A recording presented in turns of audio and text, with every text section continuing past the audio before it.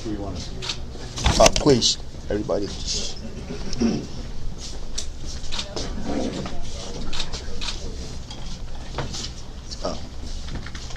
Joe, Becky can step in a little closer.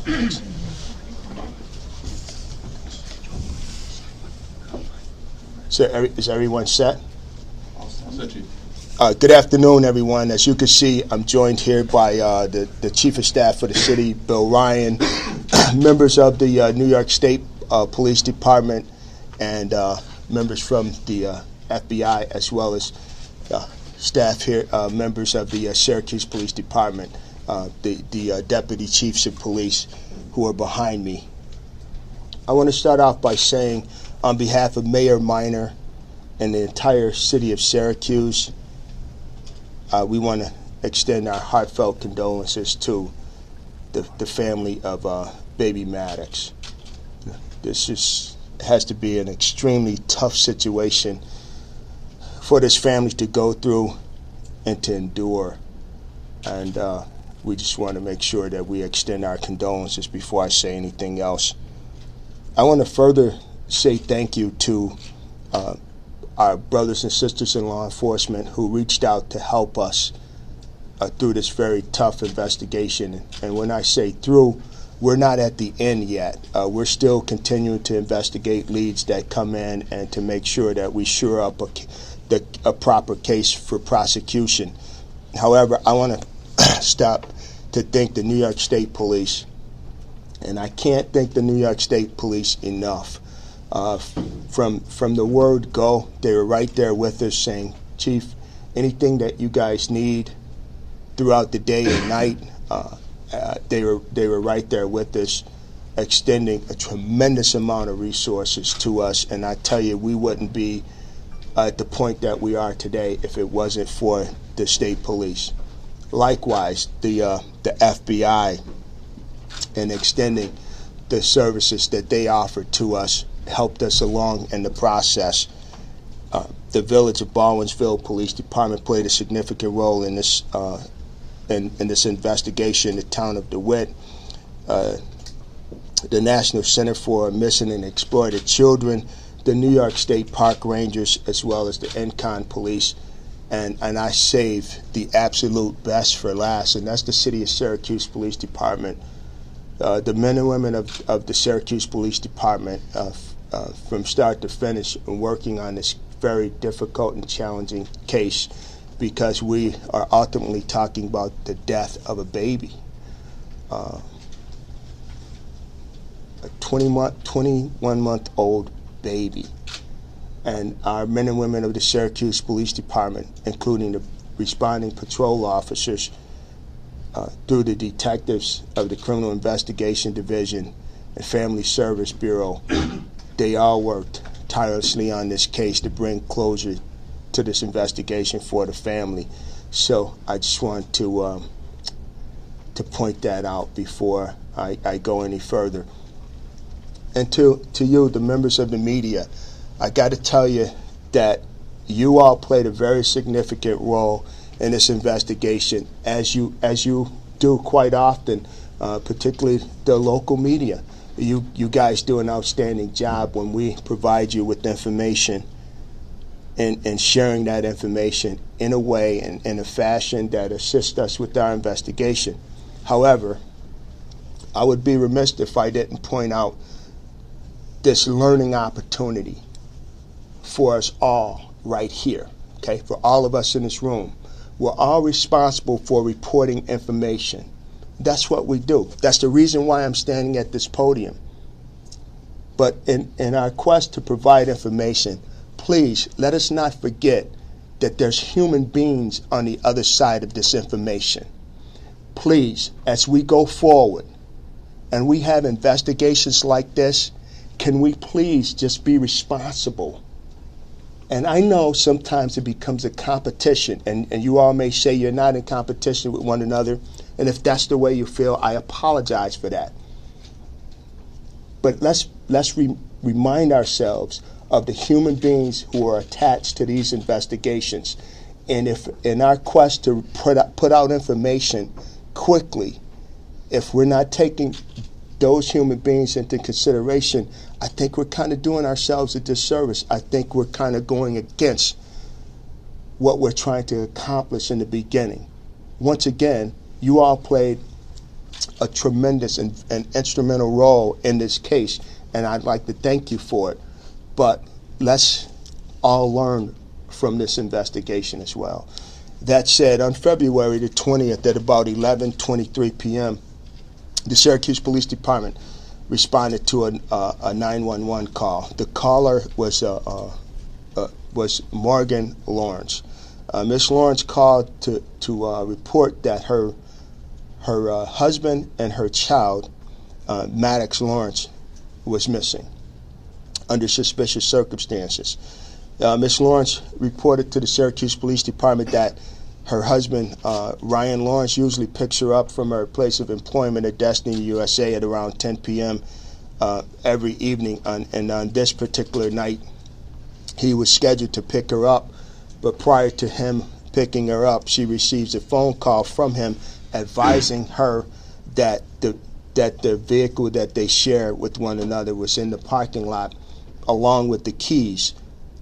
And so she came out, drove the vehicle to their residence in the city of Syracuse, and when she arrived home, she expected to find her husband, Ryan, and their baby Maddox there at the house, and they were not there.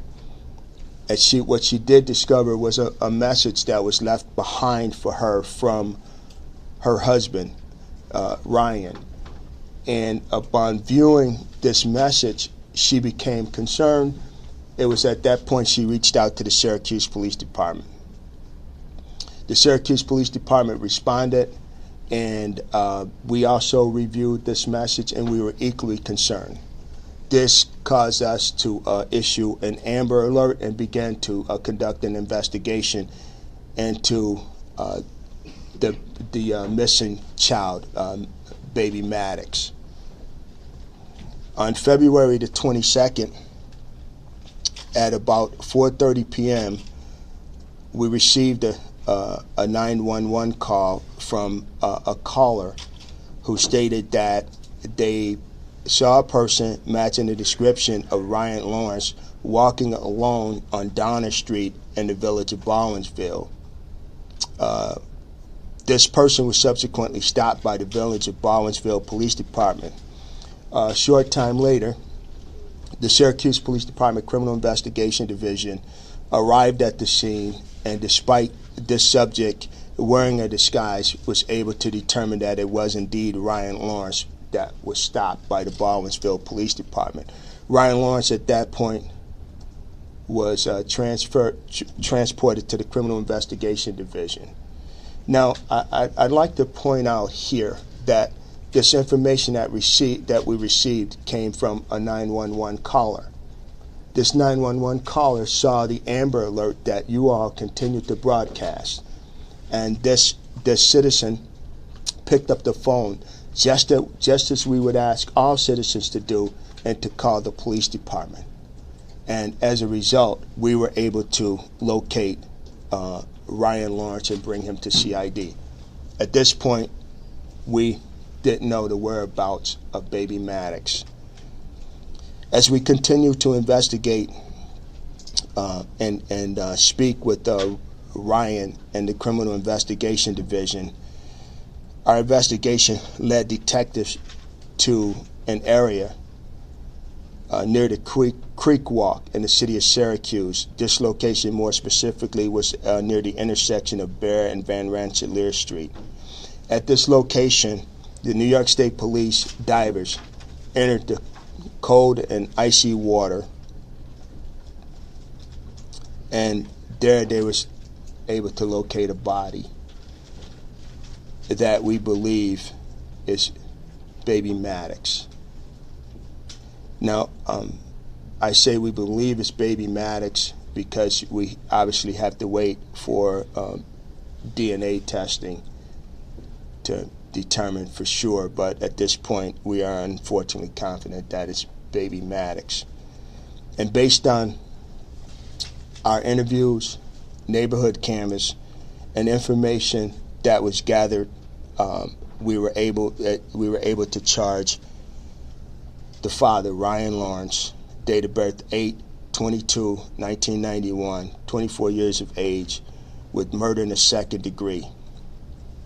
He will be lodged at the Onondaga County Justice Center, and I know you are interested in a photograph that will be made available to you as soon as he is booked or processed.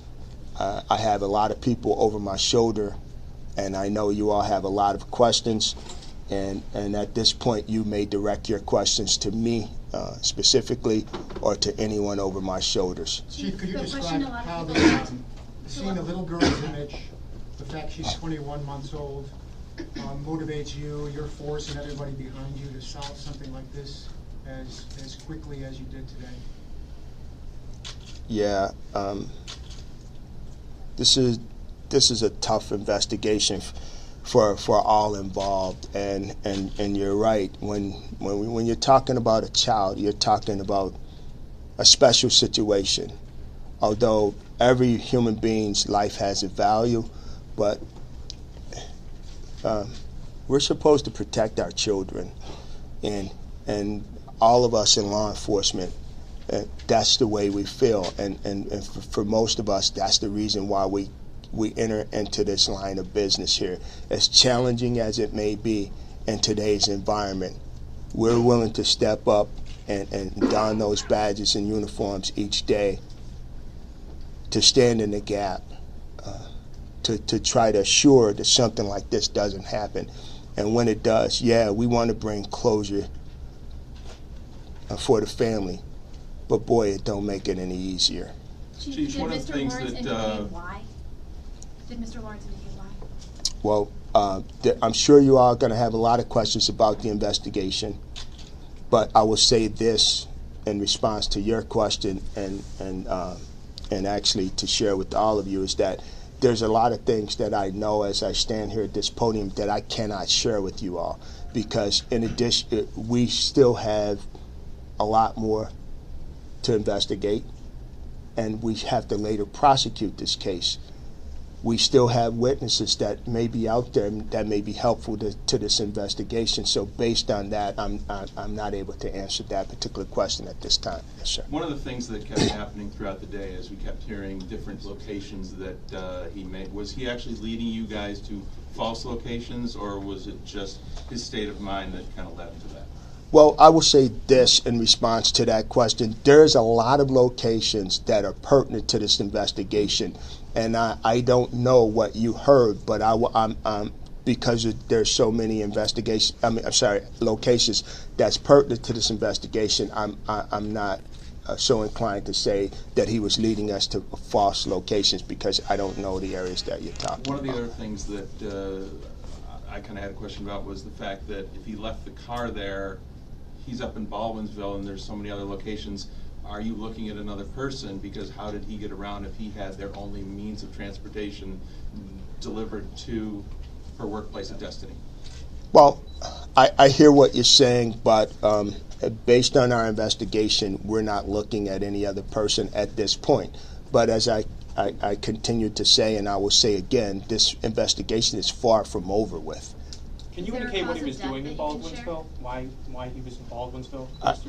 I don't know specifically why he was in Baldwinsville, but he, at the time that he's contacted by the police, he's just simply walking down the street. But as I said, he was wearing a disguise. So. Is there a cause of death you can share for baby Maddox? I cannot.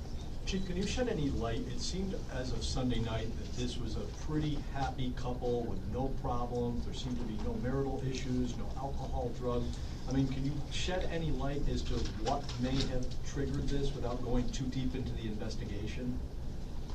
No, because what you're asking for me to do is to follow a logical thought process to describe a very heinous and illogical act.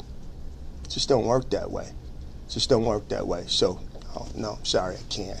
You mentioned a note, or message, I should say. Can you elaborate? Was this like a handwritten or typed note? Was it a text, like this message? I cannot elaborate on that. The only thing that you're going to get out of me is the fact that it was a message.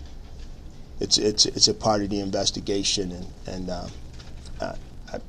it's not going to be helpful for us to reveal that information. When he was picked up on Donner Street, was he helpful? Was he confrontational? What was that like? When he was picked up, he was non-confrontational.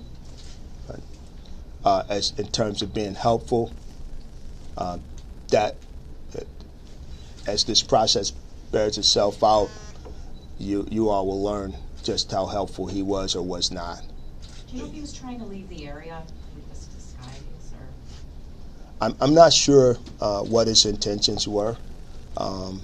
He very well could have. I mean, after committing an act like that, you would think that would probably cross someone's mind at some point.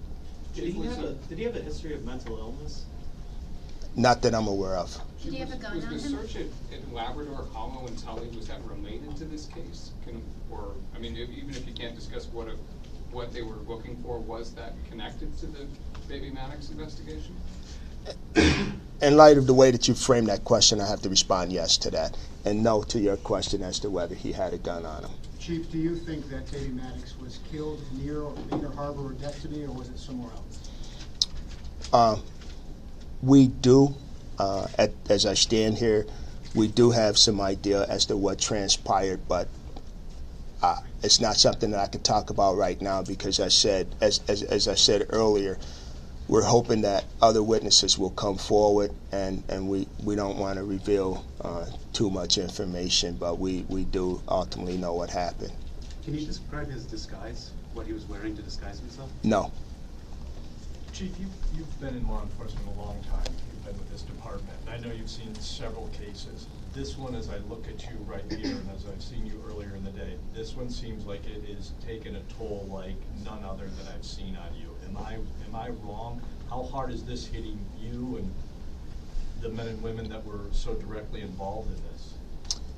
Yeah, it's a struggle standing here at this podium and answering your questions in a professional manner. And if I'm standing here feeling this way, I could just imagine what the men and women of the Criminal Investigation Division and the Patrol Section of the Syracuse Police Department, the men and women of the New York State Police, the NCON, the Park Rangers, the FBI, I can imagine how they're feeling. So this is a tough one on all of us. I can think of only two other cases in my history of the police department that has touched me in this manner.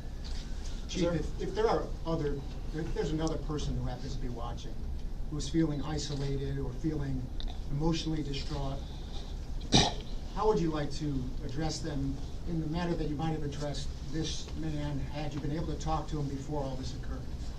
What are some other options available? Sure. There's a lot of options out there, but as adults, there's some as adults, there's some inherent rights that we have as becoming adults. We get to make our own decisions about how we want to live our lives. And I think we owe our children that are under our care and custody the same right to grow up, to become adults, and to make their own choices in life. They deserve a chance. And if a person out there is struggling in whatever way they may be, just remember that child deserves a chance. And if you can't provide them with what it's going to require for them to grow up and become a healthy adult, then separate yourself from that child. There's plenty of agencies out here in Onondaga County and the city of Syracuse, for that matter, where people are willing to help out.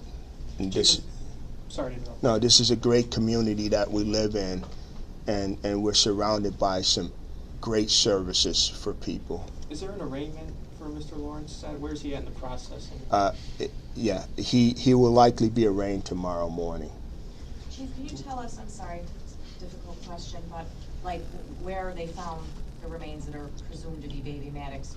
like along like the creek bed, or like in how many feet of water, or were they being held there by something? I will say this: it's along the creek walk, just as I had mentioned to you. More specifically, near the area of Bear Street and Van Rensselaer. In the water, yes. Would you describe Mr. Lawrence as suicidal? I wouldn't describe him as being suicidal because I don't have the qualifications to describe anyone in that fashion. So I'm not a trained clinician. I'm a crime fighter. So no, I couldn't do that. Chief, the family talked about the struggles that the baby had with cancer and the care that she was receiving. Did that at all play into the tragedy that transpired here? The fact that she had cancer and had care that she needed, and did that fact either play into perhaps her death or the actions that her father took? Well, it sounds like to me that you've had a conversation with the family, and I would encourage you to pose that question to them because I don't know the answer to that question. We Chief, have you a talked grieving about mother no in this history case. of marital problems, no known history of drugs or alcohol. Only a message to go off of. How difficult was it to get this investigation started?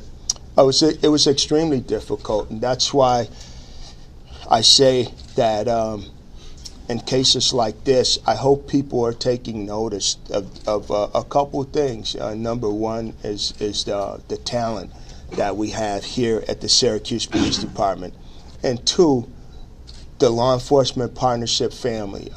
I stand at podiums like this a lot of times, and most of the time I'm flanked by my law enforcement partners, and I'm fielding all the questions here today. But I just want to point out that the other law enforcement personnel over my shoulders, and the ones that I've mentioned at least twice today, played a very significant role in this investigation. Can you estimate how many tips you got from callers? No, it was quite a few.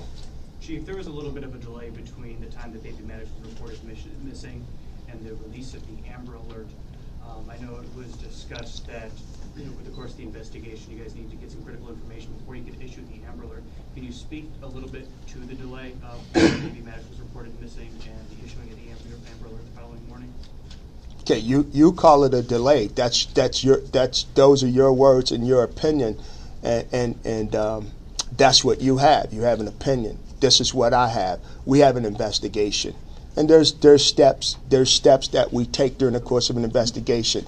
And so with this delay that you talk about, please understand that we're not standing around with our hands in our pocket.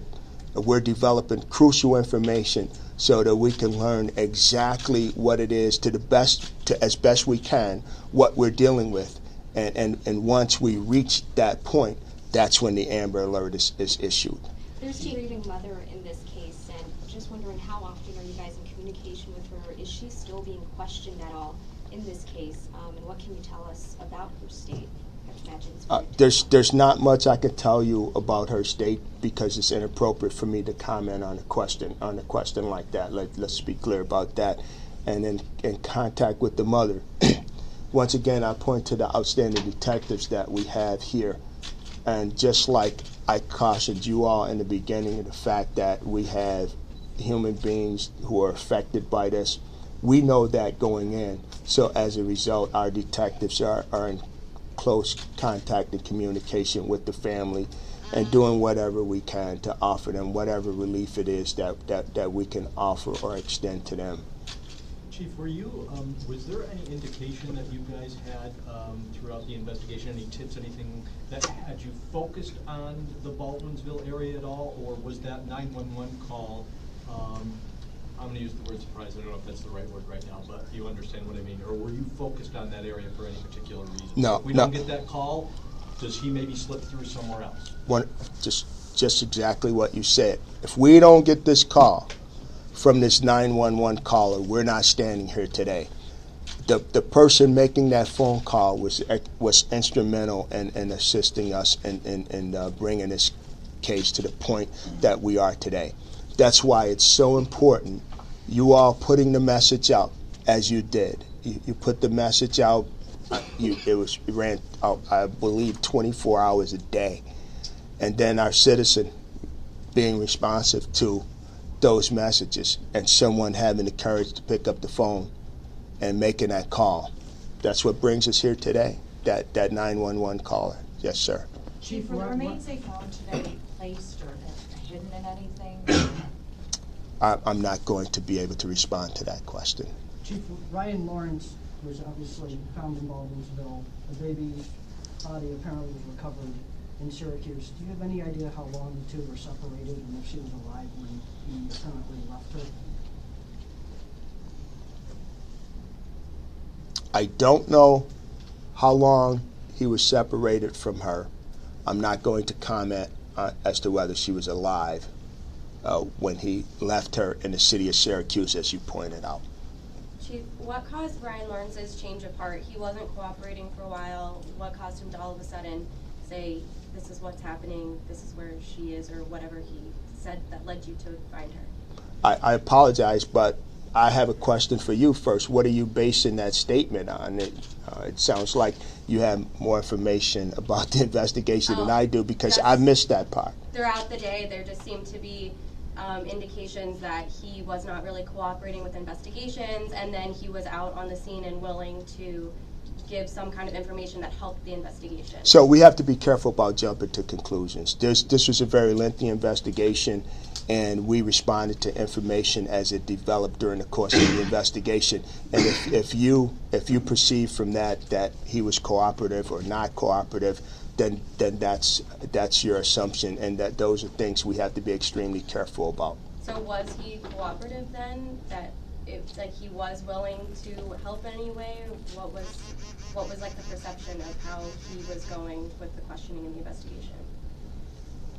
All right, you're going to have to reframe that question and try it again. Just during speaking with him between his arrest and finding baby Maddox, was he cooperative, or did he seem to not really want to give up any kind of information? You know, I'm going to decline to talk about that altogether, because if I start to respond to that, it's going to open up a door, and at this point, it's not an avenue that I can safely travel on without revealing information that should not be revealed at this particular time. Sorry. Chief, one of the things about Amber Alerts is the fact that a lot of times when you see them on the signs on the highway, it'll have a slight description, but it'll really focus on the automobile, the make, the license plate. Do you feel like this was done on purpose, that in order to ditch the car, it makes the Amber Alert that much more difficult for you guys to get clues because you don't have a car to look for? See, I'm not sure, but that you bring up a good point. We in this world of law enforcement and in this world of criminal activity, not every case and not every situation is going to be the same. So in our world, we learn to quickly adapt. And in your world, I would encourage you all to start leaning in that direction. Also, we have to use what we have to the best degree that we can, and so yeah. Normally, Amber Alerts contain vehicle information, but in this case, it didn't. But look at the end results. Right. Chief, did you say if Ryan Lawrence was on scene by the Creekwood police? I didn't say that. No. Okay, I just wanted to. No, I didn't say that. Can you say if he was or wasn't? I cannot, and I will not. Chief, I'm not familiar with this creek, if it's, moving waters or what. The remains that you found today, were they somehow kept in place, weighed down, that they weren't moving in these waters? I think you asked me that question before, and if you did or if you didn't, I can't respond to that question. Chief, you mentioned before the help that city police, the troopers, and everybody involved in this case had received from the public through the Amber Alert tips, and particularly that one citizen. The public was following this case pretty heavily. But Mr. Lawrence was taken into custody about 24 hours ago, and the announcement that he's the guy that was taken into custody, that's him, comes a day later. What was the thinking with a lot of attention from the public and the media on this case? What was the thinking of not releasing that information until now? The thinking was, I'm glad you asked. It's a very good question. The thinking was baby Maddox, who's missing, and the thinking was the information that we learned during the course of our investigation, which was that this child is likely dead. The thinking was that learning that news at the point that that a family was going to suffer from that news, learning and knowing that we had an obligation to bring proper closure to such a delicate case that involved a baby. So that was the thinking. That's kind of what was on our mind throughout this process, is that we were concerned about the family, and we had an investigation to conduct, and we wanted to do it in a thorough and a professional manner. So that's pretty much what we were thinking. Just as you observed the emotional toll it's taken on yourself and your department and other agencies, are you also observing that within the community, this area? Sure, that is certainly something that we take into consideration. I think the entire community, and you'll learn by using your various communication sites that you have, where you have an exchange of information from the public, and you'll observe by going onto social media how many people are affected by this. You mentioned tomorrow arraignment on murder second. You also mentioned it's early in the investigation. Do you know what other charges Mr. Lawrence could face? Well, no, that's the district attorney's office has the case, and in fact, I neglected to mention the fact that Jeremy Kelly from the district attorney's office worked side by side with us in this investigation, and I apologize for not mentioning that in the beginning. As I said, I'm a crime fighter, so I think about the coppers first. So, And in a situation like this, you've got a lot of officers that are parents. Do you provide any additional counseling for the officers that are dealing with a situation like this? Yeah, we absolutely. We have our police chaplain that's in the building here right now someplace, and in fact, there's some other things that we're going to do along those lines in the very near future to address those issues with our officers. I'll take one more question, and or if you all have any questions for anyone else, if you don't, I will personally take one more question if there is one more, and then we're gonna. Chief, it was a Herculean effort on the part of regional law enforcement. As we've come to understand it, that effort was spearheaded by the Syracuse Police Department. Can you just speak to the testament of what an investigation like this is for regional law enforcement in Central New York? Oh, it's big, and it requires a lot of collaboration and communication. But in Central New York, we're extremely fortunate. This is what we do every day. This is what we do in minor cases and in major cases. We're all at the table, providing the best law enforcement to the Central New York area that we possibly can. So I don't have to pick up a phone to call the FBI or the New York State Police. They're calling me first, saying, "Hey, Frank, whatever you need, it's there for you." And this case wasn't any different. They showed up and with resources that helped us to get to the point where we are today. Okay, thank you all. Thank you for your patience. Thank you for your time. Thank you. Really good job.